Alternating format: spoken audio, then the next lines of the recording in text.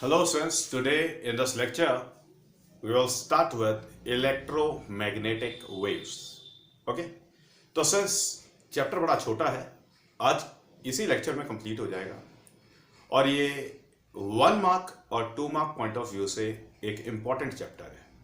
तो छोटी छोटी चीज़ें हैं, तो मैं पॉइंट्स में इस चैप्टर के कॉन्सेप्ट्स आपके साथ डिस्कस करता हूँ। ठीक है? तो सबसे पहली चीज़ देखिए बेटा, इलेक्ट्रोमैग्नेटिक वेव से पता लग रहा है इलेक्ट्रोमैग्नेटिक वेव बेसिकली एक ट्रांसवर्स वेव होती है। बेटा ट्रांसवर्स वेव वो वाली वेव होती है जिसके अंदर फिजिकल क्वांटिटी का जो वेरिएशन है वो वेव वेलोसिटी के परपेंडिकुलर होता है।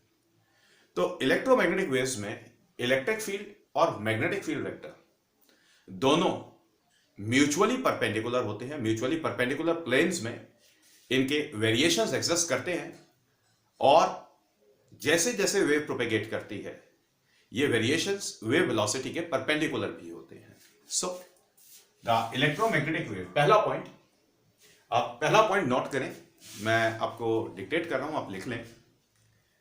The electromagnetic wave is the transverse wave, full stop.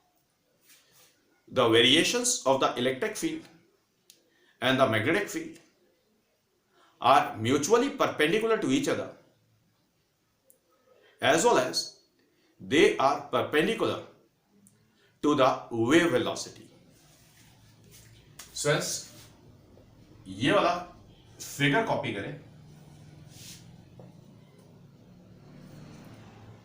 Let us suppose that as the origin.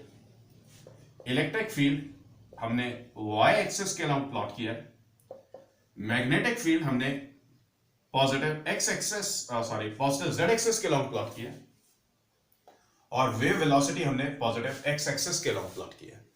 तो स्विच जो वेरिएशंस हैं वो x y प्लेन में होंगे। इलेक्ट्रिक फील्ड के जो वेरिएशंस हैं वो x y प्लेन में होंगे। Let us suppose this it is the single wavelength in which the variations of the electric field they exist in the X Y plane. Okay, और जो variations है magnetic field के वो x Z plane में होंगे। Clear? So the variations of electric field vector are in the x y plane and the variations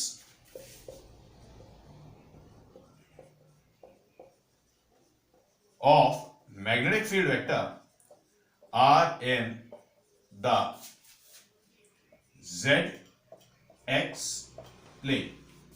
ये बात समझ आ रही? इतना काम क्लियर हो गया। अब फ्रेंड्स यहां पर इंपॉर्टेंट 1 मार्कर एग्जिस्ट करता है। जो 1 मार्कर एग्जिस्ट करता है मैं आपको बता रहा हूं। आपको स्वयं इलेक्ट्रिक फील्ड किस एक्सिस के अलोंग प्लॉट किया गया है ये बताया जाएगा। आपको वेव वेलोसिटी बताई जाएगी किस एक्सिस के अलोंग है। फिर आपसे मैग्नेटिक फील्ड किस एक्सिस के अलोंग एग्जिस्ट करेगा वो आपसे पूछ लिया जाएगा। तो ये याद रखें कि wave velocity positive x axis के अलोंग है। मैं मार्क कर रहा हूं यहां पे, wave velocity is along positive x axis, electric field is along से y axis and the magnetic field is along say z axis। Clear? तो इस कॉन्सेप्ट को याद रखें और इस कॉन्सेप्ट को याद रख करके आप आंसर दें। तो ये फर्स्ट पॉइंट है। होप सो क्लियर हो गया, कोई बड़ी बात नहीं है इसमें, आप इसको कॉपी करें।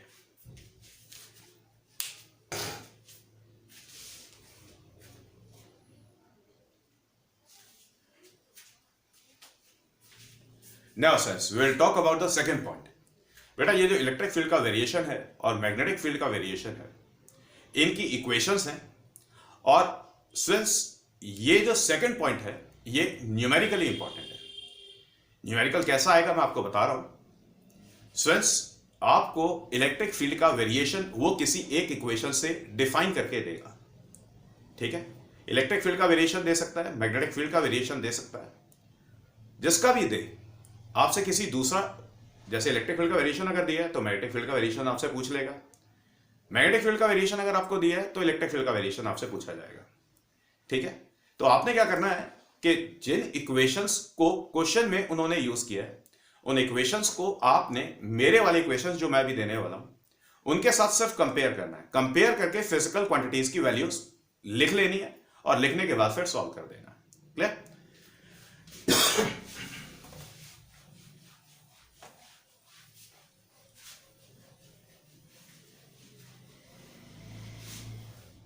तो फ्रेंड्स ये सेकंड पॉइंट है, the variation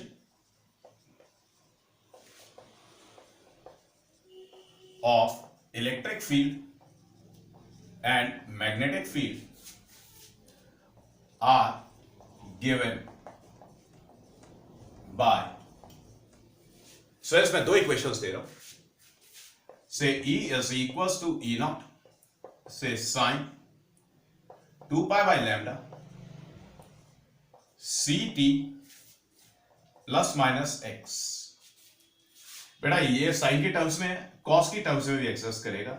E is equals to E naught cos 2 pi by lambda से CT plus minus x. Okay, ये इलेक्ट्रिक फील्ड के वेरिएशंस है। E is equals to E naught sine और cos 2 pi by lambda CT plus minus x. E naught, it will be the peak value of the electric field, the maximum value of the electric field. Lambda, it will be the wavelength of the electromagnetic wave. The C, it will be the speed of the electromagnetic wave, and it is 3 into 10 raised to power 8 meter per second. The small t is the time instant, and the x is simply the position. Okay? इसी तरीके से magnetic field का variation, thus B is written as B naught से sin 2 pi by lambda से CT plus minus x, और thus B is written as से B naught cos 2 pi by lambda से CT plus minus x. Got it? Okay, तो मैं बता रहा हूं यहां पे क्या क्या चीजें हैं। thus E and B, they are the instantaneous values. E and B are the instantaneous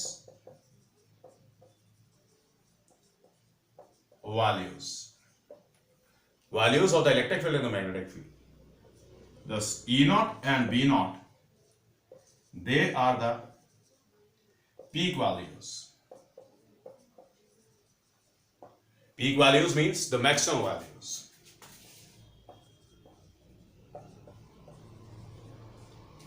Okay, thus lambda, it will be the wavelength of electromagnetic wave. Okay, this C, it is the speed of electromagnetic wave, and it will be equals to 3 into 10 raised to power 8 meter per second. Got it? The small t is the time instant, and x is the position. Okay, position of the point or the particle through which the electromagnetic wave is passing. Okay, अब friends कुछ और चीजें हैं। पहला, the relation between speed, wavelength and frequency। तो ये relation याद रखें, the C is equals to lambda multiplied with frequency. C is equals to lambda multiplied with frequency. C is equals to wavelength multiplied with the frequency of the electromagnetic wave. And the frequency of the electromagnetic wave, it can be written as the reciprocal of the time period, capital T. Time period of the electromagnetic wave. बात समझ आ गई? Okay, तो friends ये equations है। इन equations को, ये equations से आप न्यूमेरिकल्स कैलकुलेट कर सकते हैं, बहुत ही सिंपल है। न्यूमेरिकल में जो भी इक्वेशन आपको दी जाए, अगर इलेक्ट्रिक फील्ड की इक्वेशन है जो साइन की टर्म्स में है, तो मेरे वाली इक्वेशन इलेक्ट्रिक फील्ड की साइन वाली आपने यूज करनी है और सिर्फ दोनों कंपेयर करना है। क्लियर? कंपेयर करने के बाद लैम्डा की वैल्यू मिल जाएगी आपको सी का वैल्यू मिल जाएगा, फिर आप फ्रीक्वेंसी का वैल्यू कैलकुलेट कर सकते हैं। Got it? तो आप इसको कॉपी कर लें।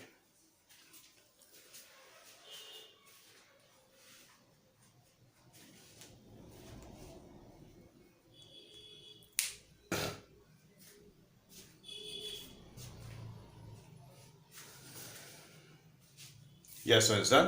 Now,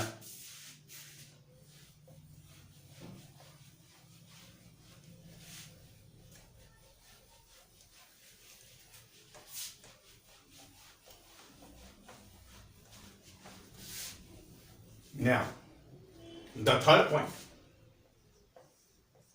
थर्ड पॉइंट के अंदर स्टूडेंट्स कुछ इंपॉर्टेंट छोटे छोटे पॉइंट्स हैं, तो मैं आपको वो बता रहा हूं। Important points.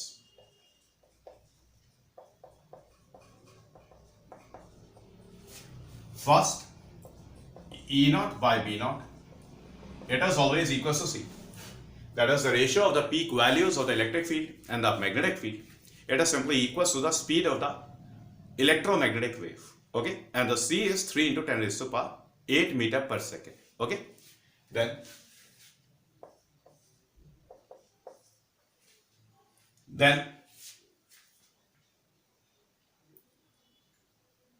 the C is written as 1 upon under root mu naught epsilon naught. Okay, बात समझ आ गई? तो फ्रेंड्स अभी सिर्फ ये दो इंपॉर्टेंट पॉइंट्स हैं।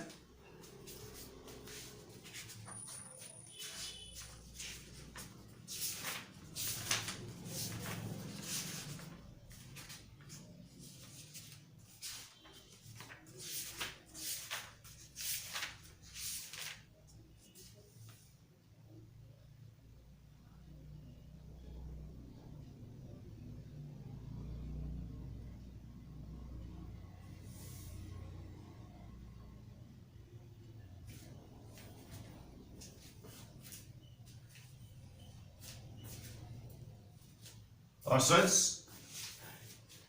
Important characteristics of the electromagnetic wave और the properties of the electromagnetic waves, वो आपकी बुक में टेबल है, वहां पर रेफर कर लें उसको। ठीक है, छोटे छोटे points.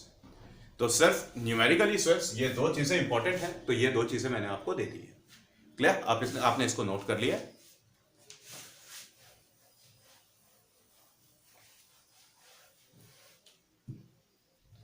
Now, the fourth thing, the idea of the displacement current.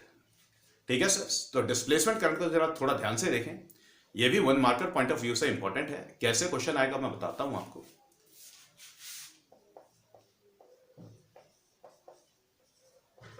Displacement current, देखिए सर हम बात करेंगे चार्जिंग ऑफ द कैपेसिटर की। देखिए, लेट अस सपोज से it is the capacitor. Capacitor को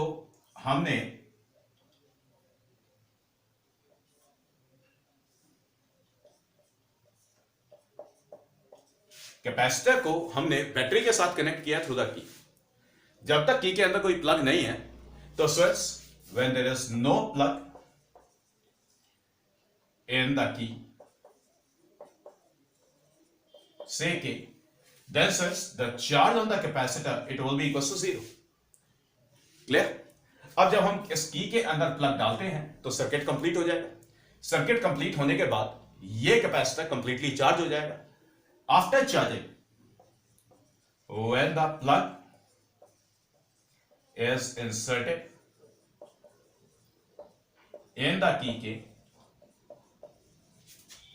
the capacitor stores चार्ज से Q। मान लेते हैं कि कैपेसिटर ने Q चार्ज स्टोर कर लिया है। ठीक है, तो अब हम बात करेंगे चार्जिंग ऑफ द कैपेसिटर की। जब चार्जिंग हो रही थी, तो charge stored by the capacitor 0 से इंक्रीज होकर Q हो रहा था। During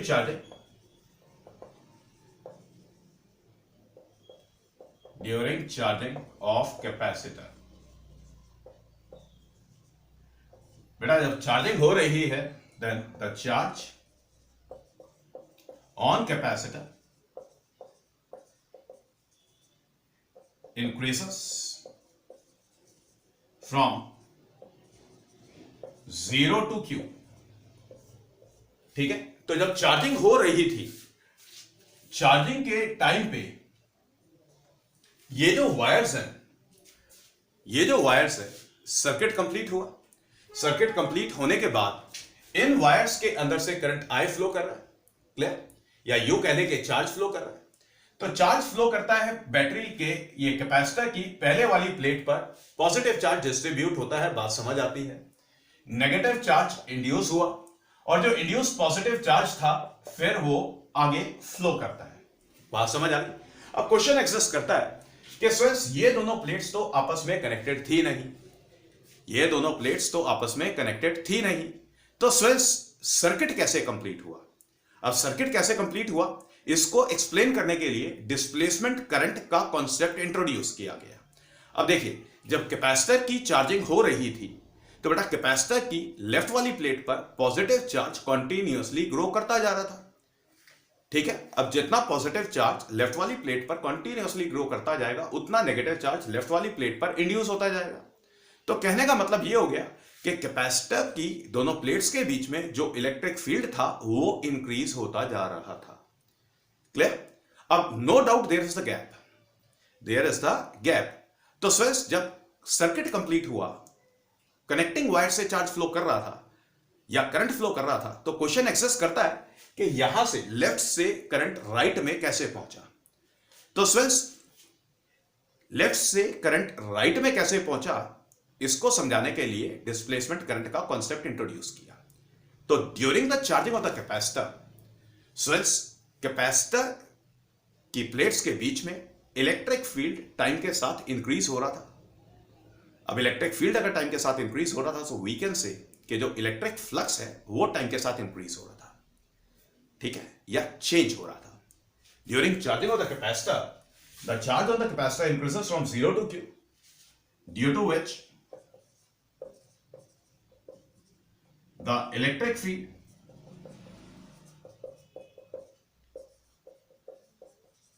or the electric flux between the plates of capacitor is increasing. Got it? तो स्टूडेंट्स चार्जिंग के टाइम पे कैपेसिटर की प्लेट्स के बीच में इलेक्ट्रिक फील्ड या यूं कहे कि इलेक्ट्रिक फ्लक्स टाइम के साथ इंक्रीज हो रहा था।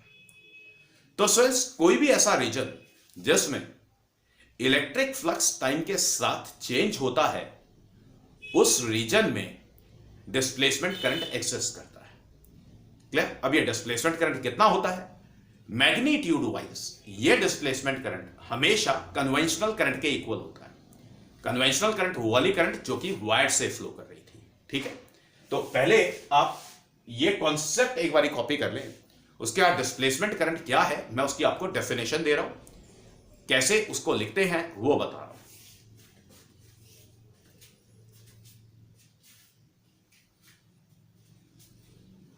Yes sir,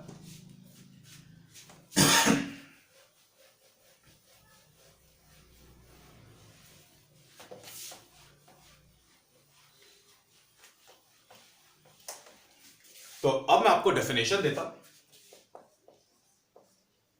it is the current which comes into play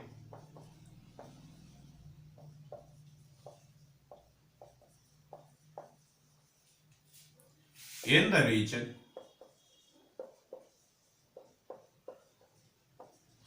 in which the electric flux, the electric field, first of all, the electric field or the electric flux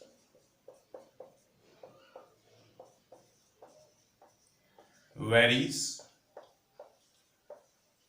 with time. It is the current which comes into play in the region in which the electric field or the electric flux varies with time. And since this displacement current ID, it is written as epsilon naught, the permittivity of air or vacuum.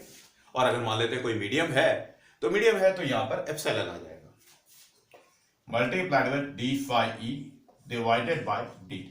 Okay, so this I D is the displacement current. Displacement current, and this phi E is the electric flux. Got it? Okay. एक important tip दे रहा हूं, ये important one marker है. ये जो tip है ये important one marker है. In magnitude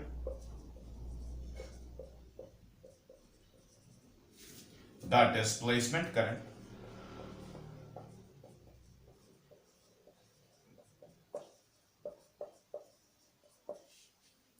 is equal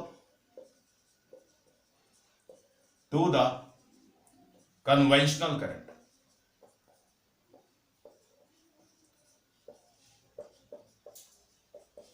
conventional current, बेटा कन्वेंशनल करंट क्या होती है? वो वाली करंट जो कनेक्टिंग वायर्स के अंदर से फ्लो करती है. Current flowing through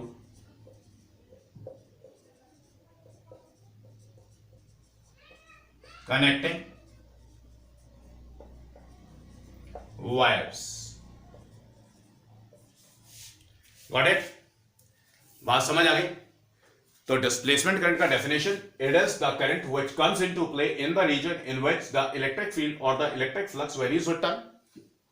the displacement current is given by ID is equals to epsilon naught d phi E by dt. Phi E is the electric flux and this ID is the displacement current. और important one marker है, magnitude wise conventional current और displacement current दोनों एक दूसरे के equal होती है.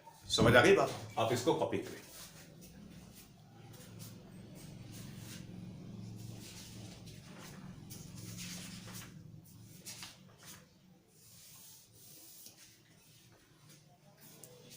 Yes so it's done. इसके बाद सो देखिए, चार्जिंग ऑफ द कैपेसिटर में करंट की कॉन्टिन्यूटी एक्सप्लेन करने के लिए डिस्प्लेसमेंट करंट का कॉन्सेप्ट इंट्रोड्यूस किया गया था. और ये डिस्प्लेसमेंट करंट का कॉन्सेप्ट मैक्सवेल ने इंट्रोड्यूस किया था. तो जो एम्पियर सर्किटल लॉ है उसको यूज करके मैक्सवेल ने कॉन्टिन्यूटी ऑफ करंट को एक्सप्लेन किया था. ठीक है, तो Maxwell's Ampere circuital law, Maxwell ने जो एम्पियर सर्किटल लॉ मॉडिफाई किया था, वो मॉडिफाइड लॉ उसे बोलते हैं मैक्सवेल्स एम्पियर सर्किटल लॉ. ये मैक्सवेल्स एम्पियर सर्किटल लॉ क्या है? ठीक है, मैं आपको ये बता रहा हूं. किया क्या था, बहुत छोटा सा काम किया था, कन्वेंशनल करंट के साथ में डिस्प्लेसमेंट करंट इंट्रोड्यूस कर दिया था. ठीक है, तो ये पांचवा पॉइंट है.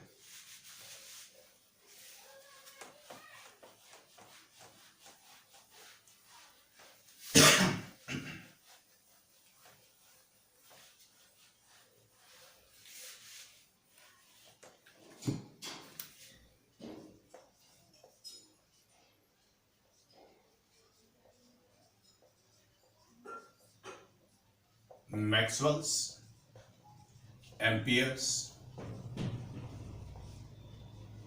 Circuital law.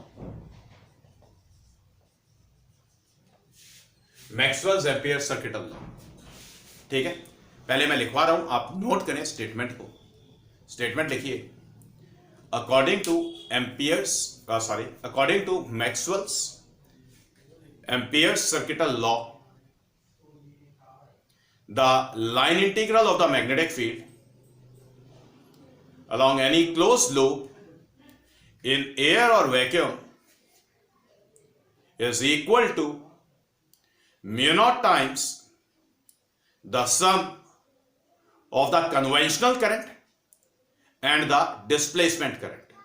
ठीक है, अब ध्यान से देखिए, the line integral of the magnetic field along any closed loop is equals to mu naught times the algebraic sum of the conventional current and the displacement current. This I is the conventional current, that is the current which is flowing through the connecting wires, and this ID, it will be the displacement current. This I is the conventional current,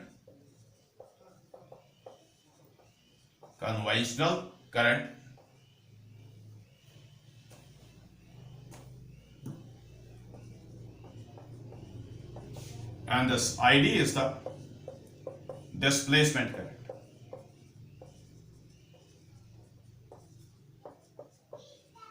Got it? Okay, आप इसे copy करें.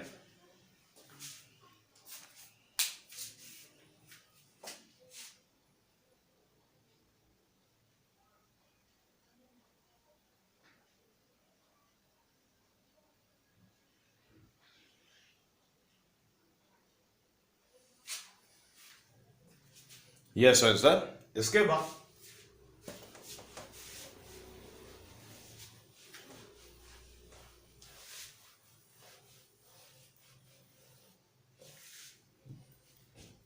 बाद sixth point, since Maxwell की important equations हैं, ये basically since हमारे laws हैं जो हम पहले पढ़ चुके हैं. मैक्सवेल ने इन लॉज को दोबारा से स्टडी किया था using the concept of displacement current. तो ये मैक्सवेल्स इक्वेशंस हैं. मैक्सवेल्स इक्वेशंस है. फर्स्ट इक्वेशन ये हमारा गॉस लॉ है, Gauss's law in electrostatics.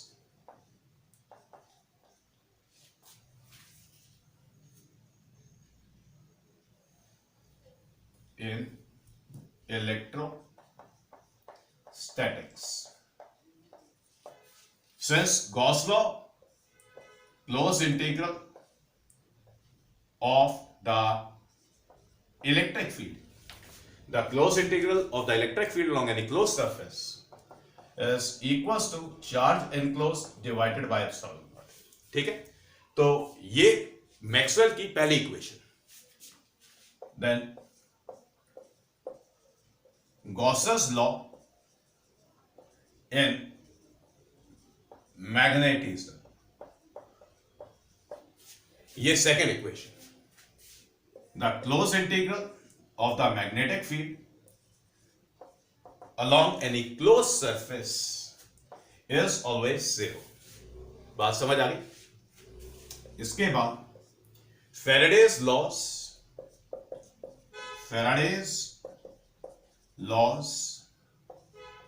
in electromagnetism. Faraday's laws in electromagnetism. Faraday's laws in electromagnetism में सिर्फ Faraday's सेकेंड लॉ की बात करेंगे. Induce EMF is equals to negative of D phi E by D T. अब उसको लिखने का तरीका, बेटा ईएमएफ मतलब पोटेंशियल डिफरेंस, पोटेंशियल डिफरेंस को लिखते हैं line integral of the electric field. Line integral of the electric field. Line integral of the electric field is equals to negative of d by dt. Negative of d by dt. Magnetic flux को लिखेंगे integral of vector b dot vector ds along any surface. बात समझ आ गई? Okay. और जो fourth equation है, चलिए आप ऐसा करिए, पहले ये तीन इक्वेशंस कॉपी करिए, मैं बाकी की इक्वेशंस को लिखता हूं. पहले कॉपी कर लें इसको आप.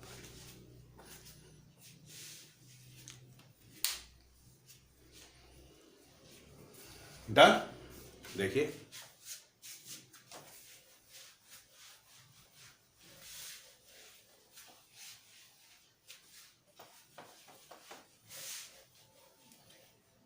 देखिए fourth equation is Maxwell's Ampere circuital law. Maxwell's amperes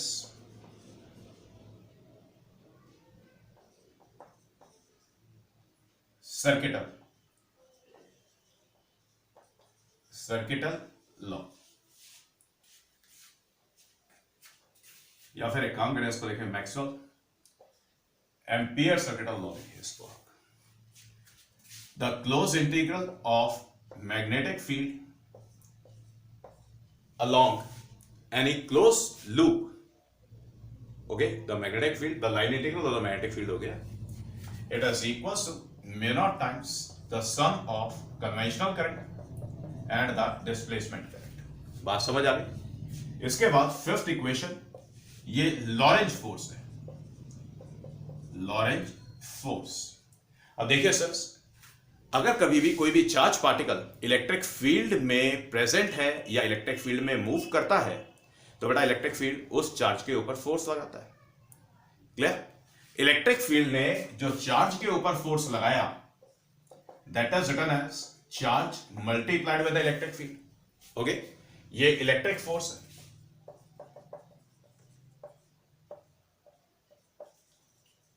और अगर कोई चार्ज पार्टिकल मैग्नेटिक फील्ड में मूव करता है, तो मैग्नेटिक फील्ड चार्ज के ऊपर मैग्नेटिक फोर्स लगाता है।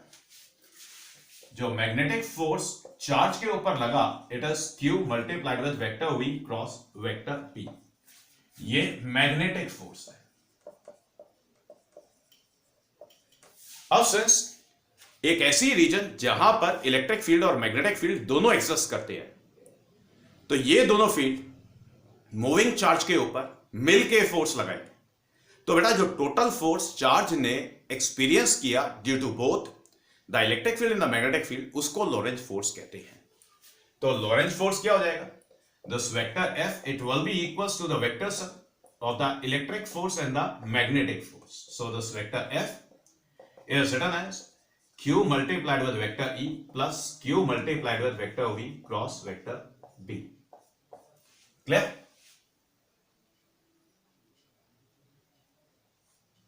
बात समझ आ गई? So since Lorentz force is the net force, लिख ले, मैं लिखवा देता हूं, नोट करें, Lorentz force is the net force experienced by the charge due to both the electric field and the magnetic field। Got it? तो Maxwell की switch, ये 5 इक्वेशंस हैं, कंप्लीट हो गई है। आप इसको कॉपी करें।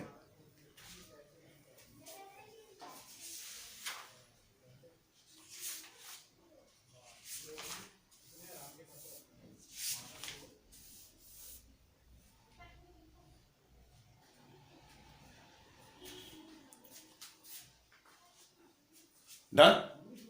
अब बेटा क्वेश्चन एग्जिस्ट करता है कि इलेक्ट्रोमैग्नेटिक वेव्स प्रोड्यूस कैसे होती है। ठीक है, तो ये 7वां पॉइंट बता रहा हूं मैं आपको।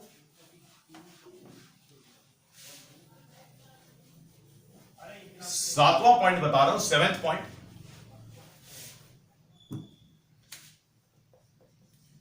The electromagnetic waves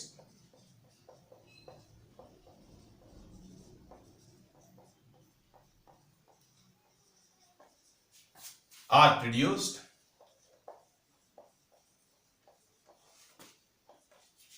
by the oscillating free charge। अगर बेटा कोई भी चार्ज है, कोई भी फ्री चार्ज है, अगर वो ऑसिलेट करता है तो नो डाउट वो एक्सेलरेट भी करता है। तो सिर्फ एक्सेलरेटेड चार्जेस या ऑसिलेटिंग चार्जेस ये हमेशा इलेक्ट्रोमैग्नेटिक वेव्स को प्रोड्यूस करते हैं। ठीक है, ये बेसिकली स्विच हर्ट्ज प्रिंसिपल का, हर्ट्ज एक्सपेरिमेंट का बेसिक है। अब हर्ट्ज एक्सपेरिमेंट हमारे कोर्स में नहीं है, तो ये इंपॉर्टेंट 1 मार्कर मेरे हिसाब से एग्जिस्ट करता है, तो इसको मैंने 7th पॉइंट में आपको दे दिया। ठीक है, अब इसके बाद बात करते हैं switch the most important, electromagnetic wave में से अगर कुछ आएगा तो ये जो अभी मैं आपको 8th पॉइंट दे रहा हूं, स्विच यहां से आएगा। ठीक है, अब ध्यान से देखें। The 8th point is electromagnetic spectrum. बेटा ये जो इलेक्ट्रोमैग्नेटिक स्पेक्ट्रम है, ये बेसिकली इलेक्ट्रोमैग्नेटिक रेडिएशंस का टेबुलर फॉर्म में अरेंजमेंट है in the increasing order of their frequency. तो पहले इलेक्ट्रोमैग्नेटिक स्पेक्ट्रम का डेफिनेशन नोट डाउन करें। It is the orderly arrangement of the electromagnetic radiations in the increasing order of their frequency or their wavelength। तो मैं यहां पे इस electromagnetic spectrum के अंदर radiations increasing order of frequency में लिख रहा हूं। ठीक है, ठीक है। अब ध्यान से देखें, सबसे पहले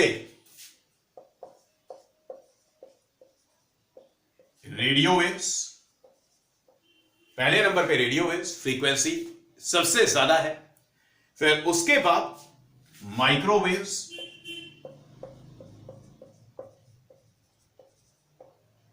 फिर उसके बाद इंफ्रारेड,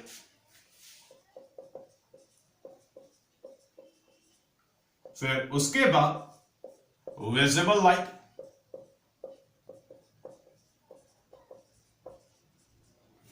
फिर उसके बाद अल्ट्रावायलेट,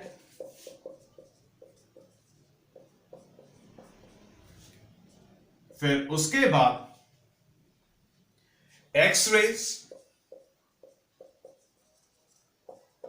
फिर उसके बाद gamma rays. Got it sir? तो बेटा याद रखें कि फ्रीक्वेंसी इस ऑर्डर में इंक्रीज होती है। फ्रीक्वेंसी इंक्रीज होती है। अब बेटा अगर फ्रीक्वेंसी इस ऑर्डर में इंक्रीज होती है तो वेवलेंथ इस ऑर्डर में डिक्रीज होगी। बात समझ आ गई? आपको स्टूडेंट्स 3 या 4 रेडिएशंस दिए जाएंगे। क्वेश्चन कैसे आएगा? 3 या 4 रेडिएशंस देगा और बोलेगा कि इनको आपने अरेंज करना है इंक्रीजिंग ऑर्डर ऑफ फ्रीक्वेंसी या फिर increasing order of their wavelength. एक ये वाली पॉसिबल टाइप है क्वेश्चन की जो आपके एग्जाम्स में आ सकती है। फिर दूसरे नंबर पे आप अपनी बुक्स में देखेंगे कि ये एक ऑर्डरली अरेंजमेंट है, एक टेबल बना हुआ है। तो उस टेबल के अंदर आपके ये 7 रेडिएशंस हैं। इन 7 रेडिएशंस का फ्रीक्वेंसी आपने लर्न करना है, इनका प्रोडक्शन आपने लर्न करना है और इनके यूजेस फिर बाद में आपको दिए गए हैं। हर रेडिएशन को अंडरलाइन किया गया है और फिर उनके यूजेस एक्सप्लेन किए गए। एक्सप्लेन क्या, बेसिकली लर्निंग अप्रोच है, तो इसलिए मैं वो काम आपके लिए छोड़ रहा हूं। तो स्टूडेंट्स वहां पे क्वेश्चन क्या आएगा? वहां पे क्वेश्चन आ जाएगा, कोई भी आपको रेडिएशन दिया जाएगा और बोल देगा आपने इसके 2 यूजेस लिखने हैं, या फिर 1 मार्कर में वो आपको किसी भी रेडिएशन का एक यूज लिख के देगा और बोलेगा कि आपने रेडिएशन को आइडेंटिफाई करना है। तो ये होमवर्क आपके लिए, आपने इलेक्ट्रोमैग्नेटिक स्पेक्ट्रम के जो इलेक्ट्रोमैग्नेटिक रेडिएशंस हैं उनके यूजेस बाय हार्ट लर्न करने हैं सारे के सारे। ठीक है, ये यूजेस मोस्ट इंपॉर्टेंट हैं। ये ही आपके एग्जाम्स में 95% एक्सपेक्टेड लाइंस पे हैं। ठीक है, तो इससे पहले जितने भी हमने पॉइंट्स किए हैं वो 5% को बिलोंग करने वाला है। ठीक है, लेकिन यूजेस पक्का आएंगे। ओके, सो स्टूडेंट्स आप इसको कॉपी करें and this is all for today. और ये हमारा इलेक्ट्रोमैग्नेटिक वेव्स मेरे एंड से कंप्लीट हो गया। तो नेक्स्ट लेक्चर में हम ऑप्टिक्स को डिस्कस करने वाले हैं। ठीक है, तो रे ऑप्टिक्स की बात करेंगे।